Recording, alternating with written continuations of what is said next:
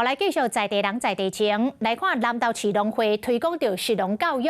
今年暑假是第一届来举办着食农教育的活动，总共有8个梯次，今仔日是最后一梯，是吸引着真侪民众报名参加。这家长甲小朋友做伙来做这个稻草人，大家拢讲真好耍。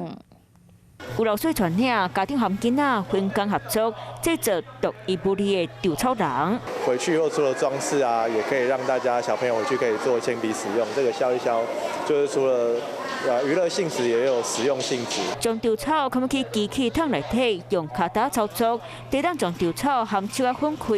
接落来将切啊倒去土壤机内底，该加做草皮，到尾再搁把草皮透过整理器加工做白皮。南投市农会安排亲子体验这过程，真侪民众拢讲这是头一摆体验，佫真好耍。以前没有就觉得南投这次有这个活动，觉得不错，很棒，可以带小朋友来体验。这一摆市农教育活动，市农会希望大家会当为种田开始，一直到加工料理的过程，让大家更了解白米是如何来做。